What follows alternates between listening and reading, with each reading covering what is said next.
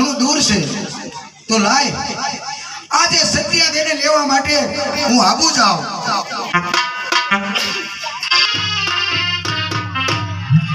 હાલો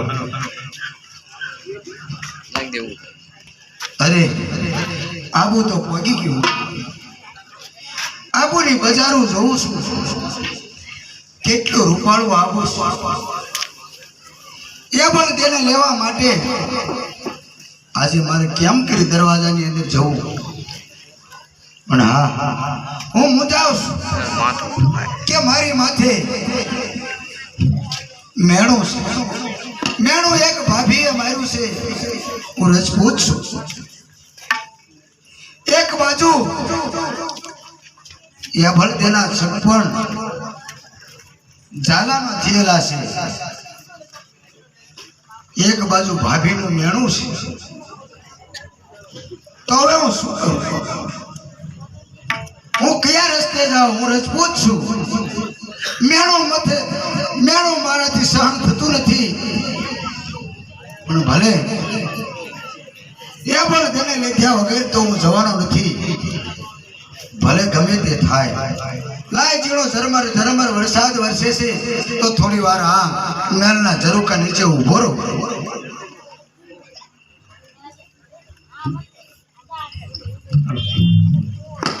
અરે દાસી બોલો એ બલદે આ સામે પરનાળા મોઢે પાણી પડે ધરા અમરકર ધાર હે આ ગઢવી આ સામે કોણ છે રાજકુમાર દાસી આ ઝીણા વરસાદની અંદર આ ઘોડ સવાર કોણ છે જરા તમે તપાસ કરો ભલે બલદે અરે આપ કોણ છો અરે હું ચોટીલાથી આવું છું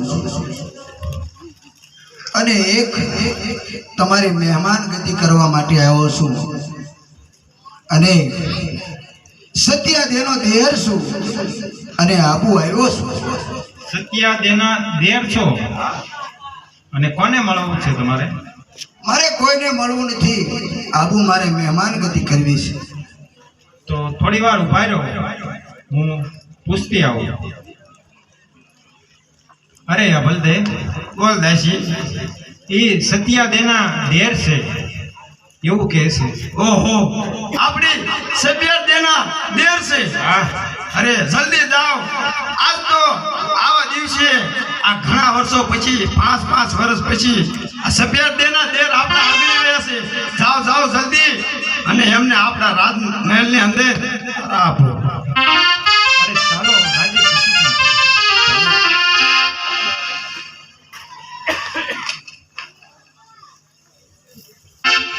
અરે દાસી બોલો હે બલદે સત્યાદેના દેર છે માટે આમને ખાતરદારી તમારે આમને ખાતરદારી હું કરીશ નહીં તો મારી બેન સત્યાદેના મેણા સાંભળવા પડશે માટે તમે રાજમહેલની અંદર જાઓ હું બપોરનો ટાઈમ થયો છે એમને જમાડી દો ભલે બલદે અરે ખેમોજી વાળા બોલો એ બલદે આજ તમે અમારા આંગણે 5 વર્ષ પછી આવ્યા છો તો ચાલો જમણવારનો ટાઈમ થઈ ગયો છે તો થોડીક ચણ પર બેસી અને પછી જમવાની વ્યવસ્થા કરી આપી ભલે એ બલદે મને જમવાનું અહીં પહોંચાડો ભલે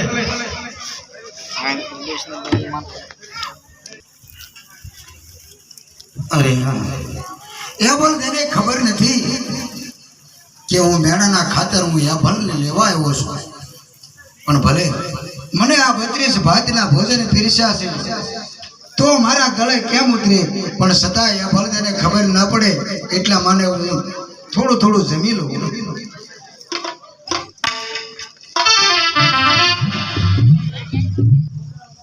અરે હા આ 32 ભાતના ભોજન મેં બનાયા છતાં ખેમોજી વાળા જમતા નથી અને એ આયા તેરના હું એમના ચહેરા ઉપર જોઉં છું હજી ઉદાસ દેખાય છે તો લાય એમને હું પૂછું કે તમે મનમાં ને મનમાં શું મુંજાવ છો તમારી સોચી મનની વાત કહી દો એટલે તમારી ઉદાસી દૂર થાય અરે ખેમોજી, આ 32 ભાતના ભોજન મેં બનાવ્યા છે. આ તમે ખાલી 2 કોળિયા ખાધા. આ મનમાં ને મનમાં શું મુંદાવ સવો, મને વાત કરો અને થોડુંક જમી લ્યો. અરે એ ભલ દે, અરે એ ભલ દે. આજે હું તમને શું કહું, હું તો પણ રજપૂત છું. જો કોકનું માથું વાઢવું હોત તો મારા હાથથી હું એનું માથું વાઢી લે. પણ એ ભલ દે, આજે હું મેણાના ખાતર આવ્યો છું. મારા ભાભીએ મને મેણું માર્યું છે, એટલા માટે હું આબુ આવ્યો છું. અરે ખેમોજી વાળા, બોલો એ ભલ તમે એમ કહો છો મારી બેન સફિયા દે રે તમને મેણા માર્યા છે? હા. અરે હા, મારી માની જણેલી બેન સફિયા દે તમને મેણા માર્યા. આવા મારું માથું શરમથી ઝુકાવી જાય છે. અરે ખેમોજી, તમારી મનની વાત કહી દો હવે, જે કાંઈ મનમાં હોય ને. અરે એ ભલ દે, એક મેણાના ખાતર આવ્યો છું. મેં મારા ભાભીને મેં કીધું કે ભાભીએ મને કીધું કે દિયર તમને કેવી સ્ત્રી ગમે, મારી દેરાણી કેવી ગમે. તે મારા ભાભીને મેં એમ કીધું કે તમારું રૂપ છે, તમારા જેવી મને મારે પત્ની જોઈએ. તો મારા ભાભીએ એમ કીધું કે તમે આબુ જાઓ, મારી બેન એ ભલ છે એને લઈ આવો, મારા પણ કરતા રૂપાળી છે. પણ હા એ ભલ દે, મારી જીભ ઉપડતી નથી તમને કહેતા, કે કારણ કે તમારું શક પણ એક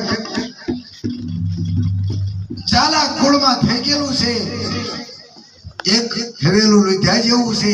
તો હું રજપૂત છું, મારાથી તમને કઈ કહેવાય નહીં, પણ છતાંય એક મેણાના ખાતર હું આવ્યો છું. ત્યાં બળદે એટલા માટે હું મૂંઝાઉં છું. અરે વાલા, તમે આવા મેણા તમને મારી બેને માર્યા છે, પણ તમે એમ કદાચ ખબર નહીં હોય કે મારી હગાઈ આ ઝાલાઓમાં કરી છે, અને મારો બાપ આ પરમાર એમના રજવાડામાં કટકો ઘણા પડ્યા છે. તમે એકલા છો તો તમે કઈ રીતે મને અહીંથી લઈ જશો? અરે એ ભલે દે, જો તમે મને સાથને મારી સાથે આવવા તૈયાર હોવ તો એકલો રજપૂત છે પણ 1000 હશે તો મારી સાથે થઈ જાઓ તૈયાર. અને આજ મેણું ભાગવું હોય તો મારી સાથે થઈ જાઓ ચાલતા. ભલે ખેમોજી વાળા, મારી બેને તમને મેણું માર્યું છે તો મને પણ મેણું માર્યું ગણાય, માટે હું તમારી સાથે આવીશ. ભલે ભલે ચાલો આબુ માં અંબાજી છે, બેસણા છે, મંદિરની જઈ અને એ ભલે મને કોલ આપો, અને આજથી તમે મારા પત્ની અને આજથી હું તમારો પતિ. તો હાલો માં અંબાના ચરણોમાં જઈ અને માના દર્શન કરી અને આપણે ફુલહાર કરીએ. ભલે હાલો.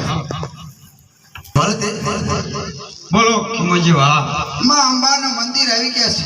હા, તો અંબાના સાક્ષી આપણે બંને વિશાળ કરીએ છીએ. ભલે આવો એ ભલદે, બેસો માં અંબાના ચરણોમાં. બોલો એ ભલદે. હે ફરતા ફરતા જગદંબા શક્તિ સ્વરૂપા દેવી અંબા ભવાનીના મંદિરે આવ્યો છું. લાવ મંદિરે જઈ અને માતાજીના દર્શન કરું. અરે હા, માતાજીને સાક્ષી કોઈ વરઘોડિયા ફેરા લઈ રહ્યા છે. લાવ જોઉં કોણ છે આ રાજકુમાર અને રાજકુમારી, એને હું જોઉં. અરે હા, જેની સાથે મેં સગા કરાવી હતી એ ભલદે છે. ઝાલા કુળમાં છે, ઝાલાવાડમાં મેં સગાઈ કરી હતી એ અભલદને માતાજીની સાક્ષીએ પરણીને કોઈક લઈ જાય છે એવું લાગે છે. આના સમાચાર મારે જરૂર ઝાલાવાડમાં જઈને દેવા પડશે. અરે આ ઝાલાવાડનું નાક વાઢીને જાય છે, માટે જાઓ મારતા ઘરે ઝાલાવાડમાં જાઓ અને ઝાલાવાડને સમાચાર આપો.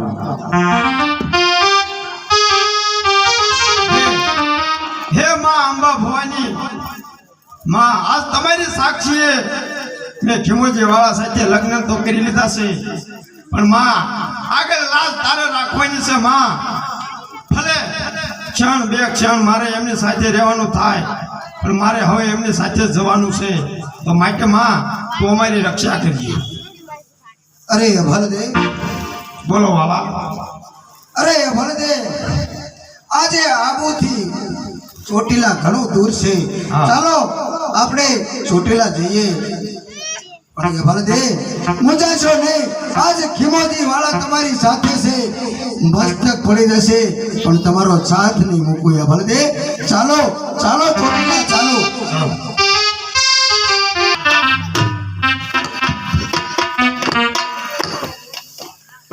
અરે બેટા,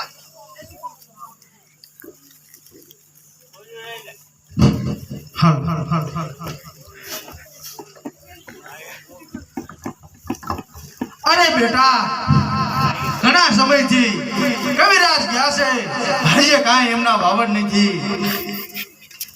અરે પિતાશ્રી, કવિરાજ આવતા જણાય છે. જ્યારે જ્યારે કોઈ દરબારોની સભાઓમાં જાતો હોય અને કંઠે સરસ્વતી વાળતી હોય ને દુઆ લલકારતો હોય, પણ આજ તો મારે માઠા સમાચાર દેવા છે. કેમ કરી રોઈને હાવા પગલા માંડીશ? શરમ જેવી વાત છે આ તો.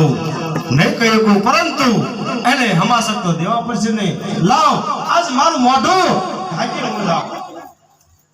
અરે અન્નદાતાને ઘણી ખમા, ઝાલાવાડના ઝાલાઓને ઘણી ખમા. અરે કવિરાજ, અરે હા, આજ આ ડાયરાની અંદર મોઢા માથે આ પડદો રાખવાનું કારણ શું છે? અરે સાંભળો, ઝાલાવાડના ઝાલાઓ સાંભળો. કહેતા મારી જીભ નથી ઉપડતી, પણ હમાસા તો દેવા પડશે નહીં. અરે જવો, જેની સાથે તમારા પુત્રને મેં સગાઈ કરાવી હતી એને લઈ અને ખીમોજી વાળા જઈ છે. ઝાલાઓનું નાક વાઢીને જાય છે. આજ પંચાલની ધરામાં ચોટીલાના રસ્તે ખેપટ ઉડાડતો જાય છે. ખોડા માથે સવાર થઈ એકલો આ ઝાલાઓનું નાક વાઢીને જાય છે. અરે કવિરાજ, અરે કહો. શું વાત કરી રહ્યા છો? હા, તમારા આ શબ્દોની માથે મારા કાળજાની અંદર અત્યારે મારું કાળજું કપાય છે. અરે દીકરા, બોલો પિતાશ્રી. ઘોડે ભલાણ માંડ. અરે કવિરાજ, અરે બોલો. જો છોટી લાલા ખીમોજી વાળાને મારા ભાલાનું બળ ન દેખાડું ને તો હું સાલા વંડો સાલો જે તમે જાઓ આજ વાળાનું મસ્તક કાપી મારા શરણોમાં મૂકો ત્યારે હું માનું કે ઝાલાવાડના કાંડામાં હજી જોર ઘટી નથી. આ ઝાલાની વાત કરજે. અરે ખીમોજી, જોઉં છું કેટલે તું જાસ.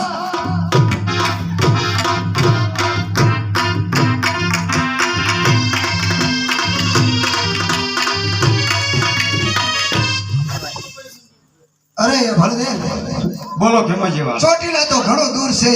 હા, પણ આપણી પાછળ કોક મારતા ઘોડે ઘણા સૈનિકો આવે છે. માટે આ ભલદે આપણે આ ભાગી નીકળીએ અહીંથી. હાલો.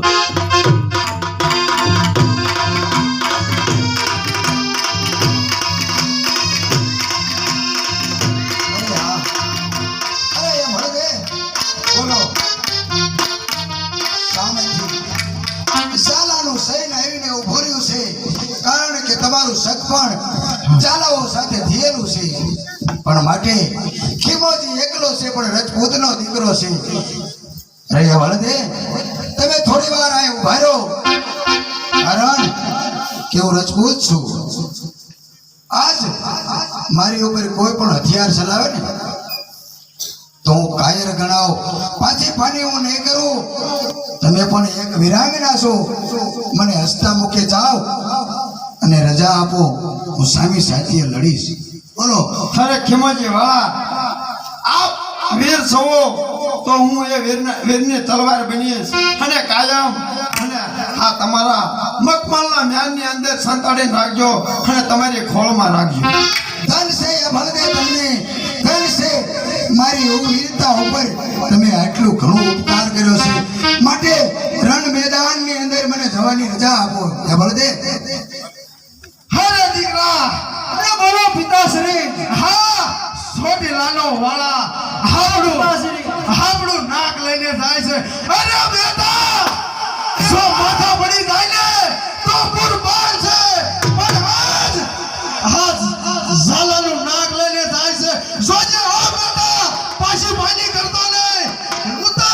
ઉતર રણ મેદાનમાં અને ભીમાજીનું